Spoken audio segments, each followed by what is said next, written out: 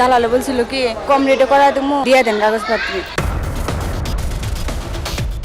এটা শুধু আপনারা চান।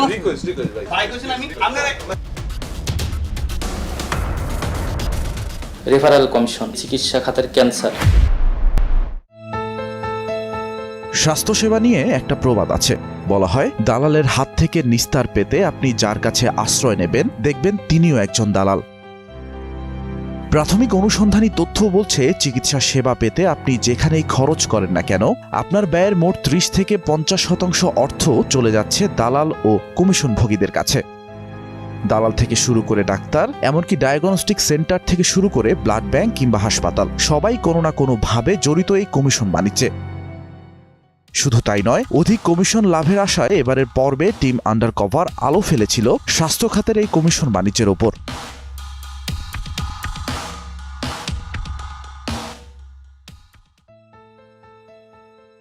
ঢাকার অদূরে গাজীপুর জেলায় টঙ্গীতে অবস্থিত শহীদ আহসানুল্লাহ মাস্টার জেনারেল হাসপাতাল। রোগীর ছদ্মবেশ নিয়ে হাসপাতালের ভেতরে ঢুকতেই অনুসন্ধানী সদস্যের দিকে এগিয়ে এলো এক ব্যক্তি।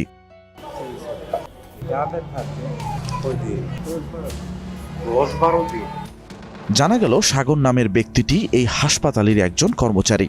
প্রাথমিকভাবে মনে হলো রোগীর সেবায় হাসপাতালটির কর্মচারীদের ভূমিকা বেশ নিঃস্বার্থ। ডাক্তার দেখানোর ক্ষেত্রেও সহায়তা করতে চাইলেন সাগর। তার কথায় রাজি হতেই কোনো ধরনের সিরিয়াল ছাড়াই পাওয়া গেল ডাক্তারের সাক্ষাৎ। রোগী সেজে কৌশলী কথাবার্তা বলতেই জরুরিভাবে কয়েকটি মেডিকেল টেস্ট করার নির্দেশ দিলেন ডাক্তার। ডাক্তারের সাক্ষাৎ পর্ব শেষ, কিন্তু সাগর পিছু ছাড়ল না। দিয়ে দিবে আপনার 40 থেকে 50 মিনিটের ভিতরে, বুঝছেন? আজকে দিবে? হ্যাঁ, এখনই দিয়ে দিবে। আপনি দেন আমার কাছে আসবেন, আসার পর যদি আপনার ভর্তি দিলে ভর্তি হবেন। হ্যাঁ, ভর্তি হতে হবে। মেডিকেল টেস্ট করানোর ক্ষেত্রেও সহায়তা দেওয়ার আশ্বাস দিলেন। সায় মিলতেই ছদ্মবেশী রোগীকে নিয়ে সাগর ছুটলেন পদ্মা জেনারেল নামক একটি হাসপাতালে। একটু ডিসকাউন্ট দিয়ে দেন, পরিচিত ভাই। রোগী হয়ে কাউন্টারেও টাকা জমা দিলেন সাগর।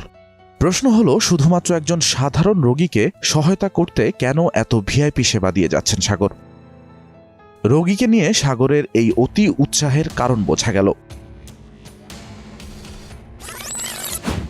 লেনদেনের চিত্র প্রমাণ করে মেডিকেল টেস্টের নামে রোগীর দেয়া অর্থে সরাসরি ভাগ বসাচ্ছেন সাগর। এরই মধ্যে টেস্টের সমস্ত প্রক্রিয়া শেষ হলো। প্রায় 1 ঘন্টা পর হাতে পাওয়া গেল সেই কাঙ্ক্ষিত রিপোর্ট। রিপোর্ট দেখেই অভিজ্ঞ ডাক্তারদের মতো রোগ সম্পর্কে বলা শুরু করলেন সাগর। টাইফয়েড, প্রস্রাবে ইনফেকশন 2.4, এই যে লিভারে চর্বি। সঠিক রোগ নির্ণয়ে রিপোর্ট নিয়ে টঙ্গী সদর হাসপাতালের সেই ডাক্তারের কাছে ছুটে গেল টিম সদস্য। সঙ্গে আঠার মতো লেগে রইল সাগর। রোগের চিকিৎসা ছাড়া যদি লোক থাকে, আপনার সব ধরনের অপারেশন, সব ধরনের ফ্যাসিলিটি এই জায়গায় আছে। ডাক্তারের কথায় মেডিকেল টেস্ট রিপোর্টে ধরা পড়েছে টাইফয়েড। রিপোর্ট দেখেই মন্তব্য করলেন রোগীর অবস্থাও বেশ সংকটজনক। হাসপাতালে ভর্তি হতে হবে এখনই। কিন্তু সরকারি হাসপাতালে যেখানে বেডেরই সংকট, সেখানে করণীয় কি? এটার ভাড়া পার ডে 1000 টাকা। এখানেও সাগরের ভূমিকা যেন রক্ষাকর্তার। কৌশলে জানতে চাওয়া হলো, এই হাসপাতালে বেড বা কেবিন পাবার শর্তটাই কি? আপনি একটা কাজ করতে পারেন, কালকে সকালবেলা এসে এটা হলে আমার জিম্মায় বা তাদেরকে কিছু দিয়ে সবকিছুতে থাকবে, আপনি মেডিকেলে গেছেন। এই জায়গায় অনেক বড় সিন্ডিকেট, মানে থাকতে না করে দিব। অর্থাৎ সাগর যেই দুর্নীতির কথা বলছেন, তিনি নিজেও সেই দুর্নীতির একজন অংশীদার। 5250। আপনি যে কয়দিন থাকবেন সুস্থ না হওয়া পর্যন্ত, যেদিন সুস্থ হবেন ওই দিন আপনার বাকি টাকা আপনার অটোমেটিকলি দিয়ে দেবেন। অন্য 1 পয়সা খরচ নেবেন না, সবকিছু আমি ব্যবস্থা করে দিচ্ছি এটার ভিতরে। কিন্তু এটা প্রমাণ করা আমাদের মূল উদ্দেশ্য নয়। অনুসন্ধানের শেষ দিকে দেখবেন আসলেই তার টাইফয়েড হয়েছে কিনা। এবার চলুন ঢাকার কোলাহল ছেড়ে অনুসন্ধানের আলো ফেলি পার্শ্ববর্তী জেলা নরসিংদীতে। নরসিংদীর বাসিন্দা জাকির হোসেনের একমাত্র মেয়ে সাবিহা, বয়স মাত্র 6 বছর। জন্মের পর থেকেই অসুস্থ সন্তানের চিকিৎসার আশায় এক হাসপাতাল থেকে আরেক হাসপাতালে ঘুরেছেন বাবা। দালালদের চক্রব্যূহে তলিয়ে যাওয়া এই পরিবারের ভাগ্যে কি ঘটেছিল, কিভাবে দালালরা তাদের জীবনকে নরকে পরিণত করলো? প্রথম গেছি আমার এখানে মাদার কেড়ে পরে ম্যানেজার স্যারে বলছে এই অপারেশন হবে না নরসিংদী। পরে আমি পিজিতে গেছি আর কি, স্যারই পাঠাইছি। জাতীয় স্বাস্থ্যসেবার শেষ ভরসা পিজি হাসপাতালে এসেও জটিলতা যেন পিছু ছাড়ল না ভুক্তভোগী জাকিরের অভিযোগ, রোগী নিয়ে হাসপাতাল কর্মকর্তাদের অনাহুত ছোড়াছুড়িতে বিলম্ব হচ্ছিল চিকিৎসা। এরা তো গেলে কয় এনো যাও হেন যাও খালি ঘুরাইছি। মাসুম ভাই পরে আমাদেরকে নিয়ে গেছে আর কি মডিউল জেনারেল হাসপাতালে। দীর্ঘসূত্রতার অজুহাতে সৃষ্ট অসহায়ত্ব তাকে শেষমেশ ফের সেই দালালের কাছেই ঠেলে দিল। স্যারে বলছে আর কি 1 লাখ টাকা লাগবে এই অপারেশন। সন্তানকে বাঁচানোর এই অসম যুদ্ধে লড়তে গিয়ে জাকির যেন নিঃস্বের চাইতেও নিঃস্ব। চিকিৎসার দুর্বহ খরচ মেটাতে নিলামে উঠেছিল তার শেষ সম্বলটুকু। আমার অনেক ভালোবাসে, যখন শুনছি নরসিং দিয়ে উঠছি না, আমি অনেক কান্নাকান্নি করছি। দালালদের তলহীন ফাঁদে পড়ে এখন অনিশ্চিত জীবন যুদ্ধে লড়ছে ছোট্ট সাবিহা। দর্শক, আর কালক্ষেপণ নয়, আমরা এখন সরাসরি চলে যাব নরসিংদীতে। শুনব সেই বেসরকারি হাসপাতালের ম্যানেজার আব্দুল্লাহ আল মামুনের বক্তব্য। আব্দুল্লাহ আল মামুন স্বাস্থ্য খাতের অনিয়ম ও কমিশন বাণিজ্যের বিরুদ্ধে সামাজিক যোগাযোগ মাধ্যমে দীর্ঘদিন ধরে সরব।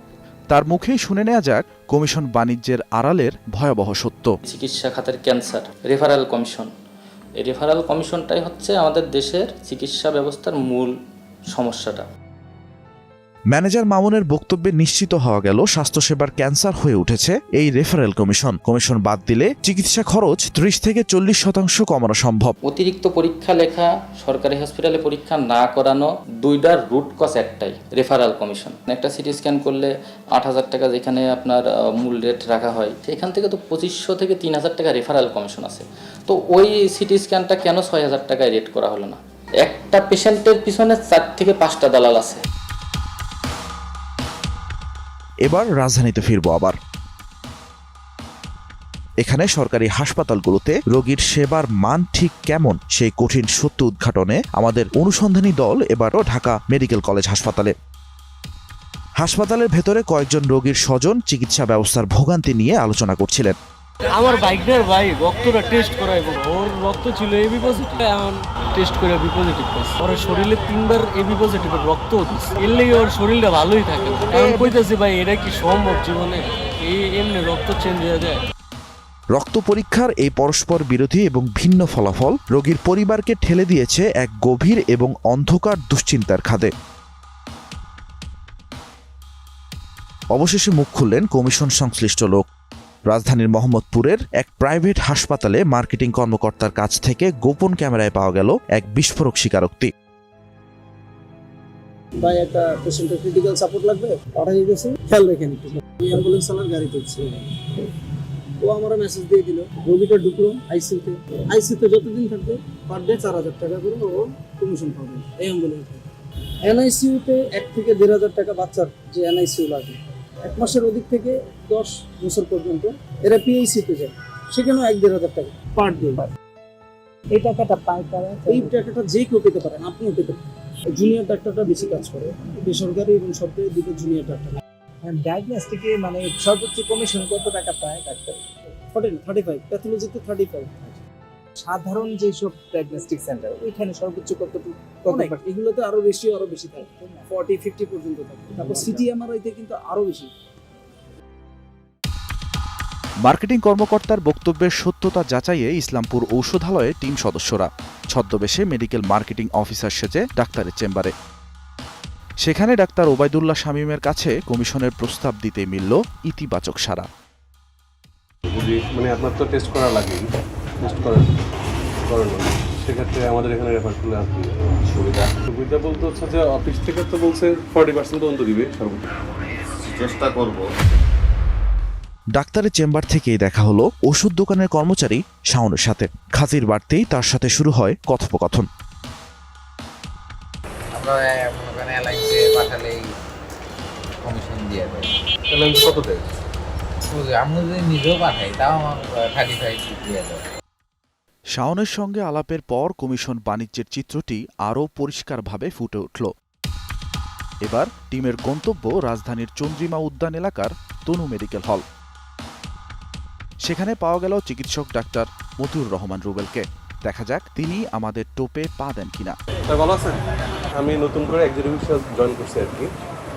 এখন সেক্ষেত্রে হচ্ছে যে আপনারা তো অনেক টেস্ট দেন আর কি, টেস্টের বিষয়টা বা মানে যে যারা আসে আর কি তাদের যদি মানে আমাদের এখানে রেফার করতে সেক্ষেত্রে আমাদের জন্য ব্যাপার হতে ঠিক আছে, আপনি যেহেতু আসছেন আপনার সমস্যা নেই, আপনাকে নিরাশ করার কিছু নেই, আমার তো থাকেই আর কি, আপনাদের কোনো সমস্যা নেই। আপনি আমরা এখন নিশ্চিত ডাক্তার, ডায়াগনস্টিক সেন্টারের মালিক, মার্কেটিং ম্যানেজার সবাই এই কমিশন বাণিজ্যের সাথে জড়িত।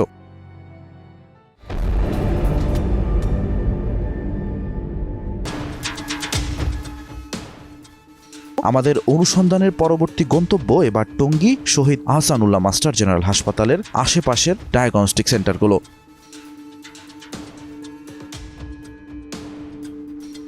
কমিশন বাণিজ্যের সত্যতা প্রমাণে আমাদের টিমের একজন সদস্য এবার সরাসরি দালালের ছদ্মবেশ ধারণ করেন এবং প্রবেশ করেন দুটি ডায়াগনস্টিক সেন্টারে। প্রথম টার্গেট টঙ্গী স্টেশন রোডে Tongi mission diagnostic centre. Front ডেস্কে বসা ব্যক্তি নাম সুজন এবং আশ্চর্যের বিষয় তিনি কোনো রাগ ঢাক না রেখেই খোলামেলাভাবে ফাঁস করে দিলেন ভেতরের সব গোপন তথ্য। টঙ্গী মদিনা ডায়াগনস্টিক সেন্টারেও দেখা গেল হুবহু একই চিত্র। কমিশন পার্সেন্টের অঙ্ক জানালেন প্রতিষ্ঠানটির মালিক শঙ্কর নিজেই। প্যাথোলজিক্যাল কিছু টেস্টে যেমন 30%, কিছু 50%, এক্সরে আল্ট্রা তার 30%। কোনো সমস্যা নেই, যে কোনো ধরনের রোগী, কোনো সমস্যা নেই, যে রোগী আসে। দালালের ছদ্মবেশে নেমে আমরা জেনেছি কোথায় 30% আর কোথায় 50% পর্যন্ত কমিশন চলে। কমিশনের পার্সেন্টেজ তো জানা হলো, কিন্তু প্রশ্ন হলো এই কমিশনের টাকা কার পকেট থেকে যাচ্ছে। এবার শহীদ তাজউদ্দিন মেডিকেল কলেজ হাসপাতালে চিকিৎসাধীন রোগীদের মুখ থেকেও উঠে এলো একই বিস্ফোরক অভিযোগ। ওরে নিয়ে ডেঙ্গু ধরা পড়ছিল, পরে আসার পর এক দালালে বলছিল কি আমরা কম রেটে করা দেবো, আমগরে দিয়ে দেন কাগজপত্র। কিন্তু এখানেই শেষ নয়, ভুক্তভোগীদের অভিযোগ আরও মারাত্মক। দালালদের প্রলোভনে রাজি না হলেই নাকি শুরু হয় ভয়াবহ ভোগান্তি। চিকিৎসা করতে গেলে আমরা পরীক্ষা যাই পরীক্ষা করতাম, তাহলে পরীক্ষা আমরা হাত থেকে কাগজপত্র তারা আমরা জোর করে নিয়ে নেয়। এই যেন এক ভয়ঙ্কর চক্র। গাজীপুরে ভুইফোর্ট ডায়াগনস্টিক সেন্টার ও দালালদের বিরুদ্ধে সিভিল সার্জনের পদক্ষেপ কি? এর মধ্যে আমরা অনেকগুলো মোবাইল কোর্ট পরিচালনা করেছি এবং কিছু ভুয়া ডাক্তার, কিছু হাসপাতাল ডায়াগনস্টিক সেন্টারে অনিয়ম, এগুলো আমরা পর্যবেক্ষণ করে সেগুলো শুধরানোর চেষ্টা করতেছি। দর্শক, নিশ্চয়ই আপনাদের মনে আছে সেই চরম প্রতারণার মুহূর্ত। আমাদের অনুসন্ধানের শুরুতেই দালাল সাগরের প্ররোচনায় শহীদ আহসানুল্লাহ মাস্টার জেনারেল হাসপাতাল থেকে আমাদের ছদ্মবেশী টিম সদস্যকে যেতে হয়েছিল পদ্মা ডায়াগনস্টিক সেন্টার নামের সেই বেসরকারি প্রতিষ্ঠানে। আমাদের সদস্যকে দেখানো হয়েছিল টাইফয়েডে আক্রান্ত। সত্যের গভীরে যেতে আমরা আর ঝুঁকি নেইনি, তাই আসল সত্য উদ্ঘাটনের জন্য সেই রাতেই রাজধানীর একটি সুপরিচিত ও প্রসিদ্ধ ডায়াগনস্টিক সেন্টারে পুনরায় পরীক্ষা করানো হয়। এখন দেখার বিষয় দুটি প্রতিষ্ঠানের রিপোর্টের ফলাফল কি বলে। এই ফাঁকে আমরা একটু কর্তৃপক্ষ আর বিশেষজ্ঞদের মতামত নিয়ে আসি। আমাদের ধরেন 14,000-এর বেশি ডায়াগনস্টিক সেন্টার রয়েছে, 6,000, এগুলো কিন্তু লাইসেন্স সহ 6,000-এর মতো আমাদের ক্লিনিক হাসপাতাল রয়েছে।